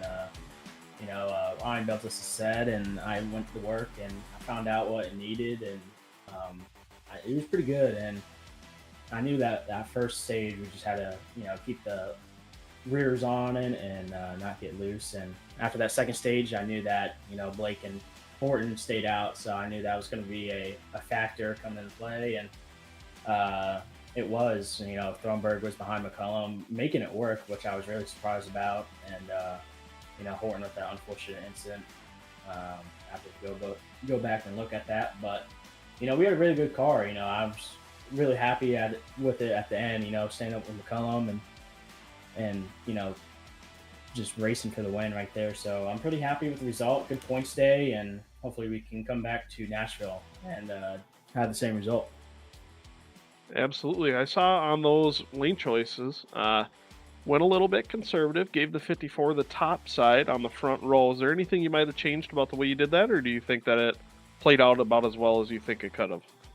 Yeah, I think once we got a long run, the top side on the restarts would be pretty good because the track's pretty hot. But I knew that we had those cautions, and I knew that top wasn't going to be that good, so I decided to stay bottom, and that played out. I got around Cole there. It took me a few laps, but I eventually did it. But without a long run, the top was not there on the restarts, so that played out in my favor.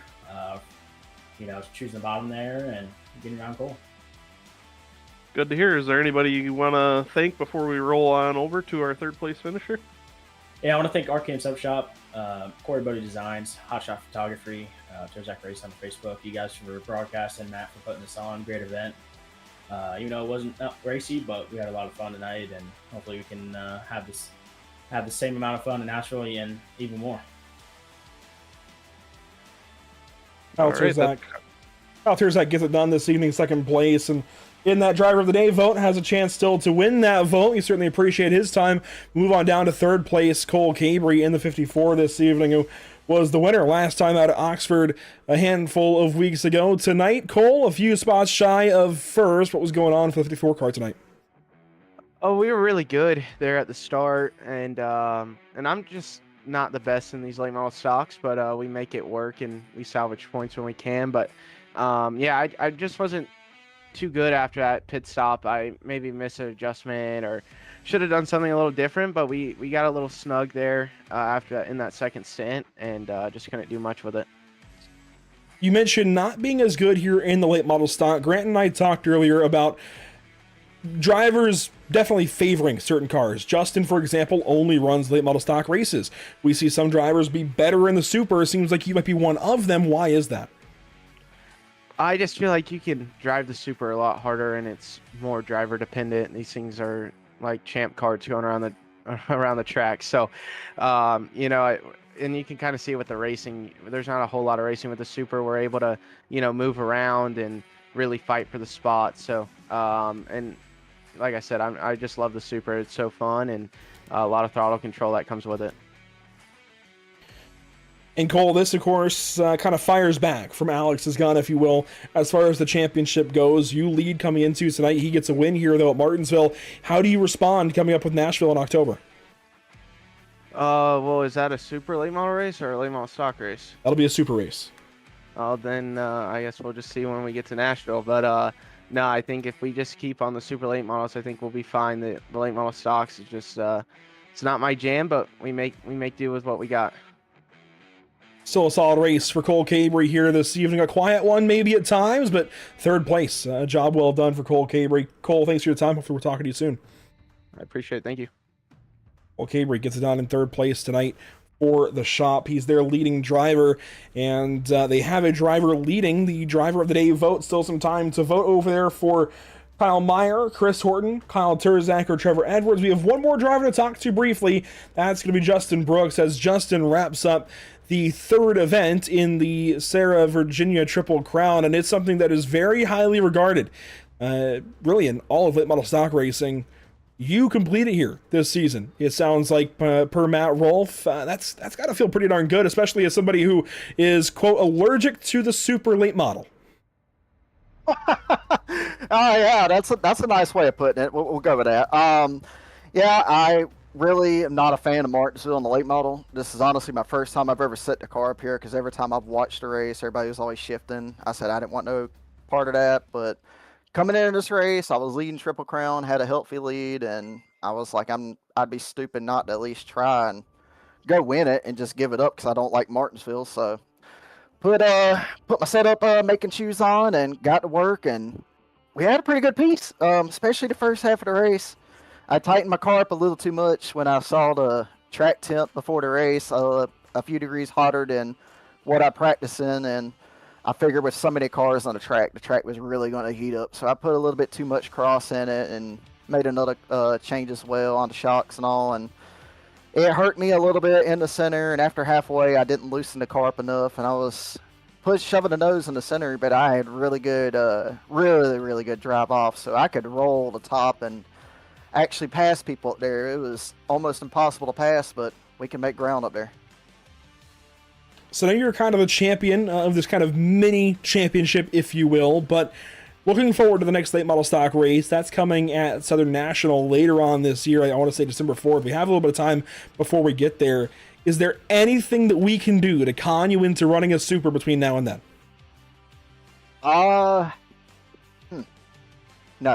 No, not really. You get iRacing to fix the car to how it used to drive. Yeah, sure, maybe. I'd probably be down for it then, but until then, no. You could offer me money, I probably still wouldn't do it. So, I mean, sorry. Well, then it sounds like we'll see Justin Brooks again in the National Tour on December 4th for the Thanksgiving Classic at Southern National Motorsports Park. Justin, congratulations. It really is a high honor to win this mini championship this season. Of course, you won South Boston, had a good finish at Hampton Heat, and come out here, 4th place tonight at Martinsville. Solid job, and hopefully we're talking to you again soon. Yep, thank you, man. I appreciate it. I want to thank Cam Hamilton and a few of the guys at the association. We were short-handed this week. Cody and Casey's off at Martinsville this week racing, so we didn't really have much help this week when it came to practice. So, and it was a last-minute deal, like I said, but getting the setup tuned in literally right before the heat races and qualifying, we started going at it. And I want to thank them for their hard work. I want to give a shout out to JustinBrooksDesigns.com. Shout out to you for all you do, and Matt and everybody over at SARA, and give a shout out to Alex McCollum on the win. He had a fast car tonight, and he deserved that win. Here you go, Justin Brooks, P4, just over Trevor Edwards, and just behind Cole Cabry. Justin, congratulations, and hopefully we're talking to you soon. Thank you, buddy. See you.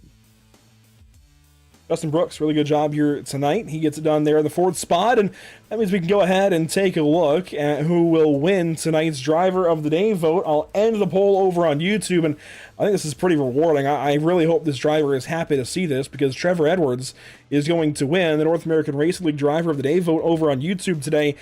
Grant, I'm going to give you the credit, honestly. I'd kind of overlooked Trevor at first. You said his name, I looked up, and yeah, 16 spots gained at the time. I think even at the end, 16 spots gained. That is a, let's get to Trevor here. There we go. Yeah, 21st to 5th. Didn't quite lead any laps or anything, but that is a really solid ascent through the field. Absolutely. With how hard to pass it is here, it's a premium to be able to start up front, but he definitely proved tonight that it's not necessarily the way that it has to be. Very impressed with a plus 16 run on the day. And definitely hard to miss that bright purple 32 on the track. And while we didn't quite, well, we saw it earlier, so we don't really have a replay queued up right this second of it, but we saw what happened to Kyle Turzak earlier in the race that constituted as today's lucky performance, lucky break of the day. So congratulations there. He didn't get taken out by Blake Thronberg and continued on to finish second, which is a really solid race, I think, for Kyle. I'm kind of surprised. I picked Kyle kind of on a whim, and I saw he won his qualifying race. I had a feeling. Put him on the Who You Got graphic, and here he is, second place. Maybe I'll do that some more and maybe try to get this guy a win. I don't know. But congratulations to everybody up front. A really solid day for a lot of these guys, keeping the cars clean. Again, having a really impressive race here at Martinsville Speedway. It's hard to get that sometimes in iRacing. These guys encapsulated what Martinsville is made of very, very well here tonight. But looking forward here, Grant, before we wrap this thing up, the next race for these guys is Nashville, and that could also be a pretty chaotic race. It'll be a 300, not a 400, so a little bit shorter, still a long one there at Nashville. Yeah, it's going to definitely be a rough one, but a fun one. Nashville's very, very rough racetrack as far as the bumps and the surface itself, so with how loose you have to set up those super late models to get them to go, it's definitely going to be interesting to see who can keep their butt in the seat and move towards the front. I was at Nashville Fairground Speedway last July for a super late model race with Track TV, and seeing those cars there for the first time on those high banks really gave me a new respect for just how much they're getting it around that racetrack. That is definitely a dance of finesse at each and every single lap in that race car at that racetrack, and that will be a fun one for us here on October 23rd. Between now and then, though, we've got a lot of points racing for the SARA Pierce Fleet Super Series. Here it is. Here is that schedule graphic one more time for you this evening. We've got 6 mystery races. We gained one scheduled race date, if you will, because we actually went to 12 races from 11 last season, and it made into a concrete scheduled round. Otherwise, we actually had 5 concrete scheduled rounds last season with 6 mystery races. It's such a bewildering graphic to look at. Mystery 1, 2, 3, 4, 5, and 6. Not your conventional league race schedule at all. No, not at all. And I'm very curious to see how the opening round shakes out. Brand new track. I know some of the posse drivers, which were not here tonight, will be running from their campground at Oktoberfest in Wisconsin next weekend, because we're all racing there Thursday through Sunday this week. We need to get somebody with a direct feed into Discord from that LAN party, if you will. Outdoor campground LAN party. That'd be really cool, but yeah, North Wilkesboro, Mexico City to open up the season. 2 really interesting and larger tracks for these cars. I do hope we hit up a couple of bull rings later this season on the mystery rounds, but definitely some interesting races to get the season started. You can catch all these races and more coming up on Pit Stop TV. You can also catch the Major Series Southern 500 coming up very soon, October the 5th. Not this weekend, next weekend. We go racing at Darlington Raceway for the next points round for the Major Series. All these broadcasts and more coming up on social media across the internet. Facebook, Instagram, TikTok, Twitch, YouTube, and X. All over the place. And anywhere you find your sim racing broadcast. And I'm excited. Each of these races on our screen right now is going to be a very exciting race, I feel like. Some really cool racetracks. Of course, North Wilkesboro just got redone here on iRacing. Darlington got refreshed recently, and Mexico just got released for the first time. So really special rounds coming up for each of these races. But that'll do it for us here tonight. One more time, I want to thank those who help us get this series off the ground and go racing every so often in the national tour. Cody, Williams Design, Crow Sim Shots, Impel Motorsports, Nautical Marine, a new partner of the series. Only Short Tracks, Privateer Race Parts, RJ Williams 21 Management, of course, the presenting partner this evening here at Martinsville, SARA Next Gen Templates, SimRepMarket.com, the Association, Thronberg Construction, Trackside Threads, and Velocity Motorsports. Grant, thank you so much for being here. How do you feel? And now that you've gone through a full broadcast in a race like this, what are your takeaways? It feels pretty good. Next time I botch my qualifying, hopefully I'll be back up here in the broadcast booth so I can't miss a lap. We do hope to have Zach Murtis back very soon for some of these, but he had previously scheduled obligations here tonight. So by all means, you're welcome anytime that Zach is here or otherwise to join us for one of these broadcasts. It was a lot of fun having you here tonight. I want to thank those who help us here at Pit Stop TV, Whiplash SimCams, ATVO, CC's Business, Cody, Williams Design, Lucky Performance, and the North American Racing League. That will do it for us here at the virtual Martinsville Speedway. Thanks so much for joining us here tonight. We hope to see you again very soon here at Pit Stop TV, hopefully for that upcoming race for the SARA Super Series when we go to North Wilkesboro next week, October the 2nd. Hopefully we'll see you there. Until then, have a great night.